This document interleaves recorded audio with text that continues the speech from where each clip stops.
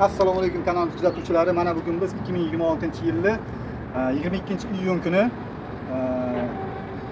Namanganning Norin tumaniga navbatdagi Puma 155 traktorimizni chiqarib yuryapmiz.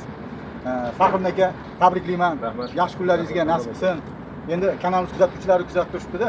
Shu kuzatuvchilarimizga qanaqa qilib oldingiz, qanaqa qilib nima deydi, bu muvaffaqiyatga erishdingiz, shu haqida ozgina o'rtoqlashingiz bilan xursand bo'lib, iloji bo'lsa siz tutgan yo'ldan borib, balkim traktor olish imkonini qilishar. Shuni ularga qanaqa maslahat berasiz? O'zingiz ozgina maslahat berib yuborsangiz deyman.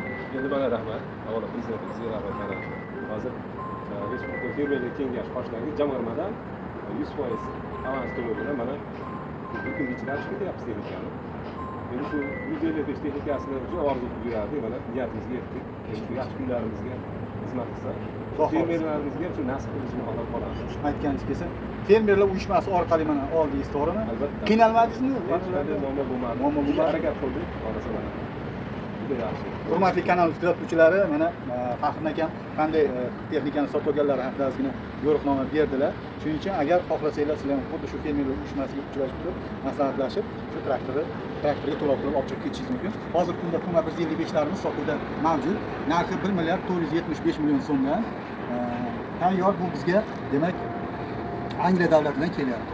Marhamat, murojaat qiling va sotib oling. Faxrim aka, yana bir marta tabriklayman. Yaxshi kunlaringizga xizmat qilsin. Dostonbek, qiynalmasdan maza qilib, klimat kontrollarini yoqib oltirib, maza qilib ishlatasiz, xudo xohlasa. Shuni texnikasidan undan aka. Yashang.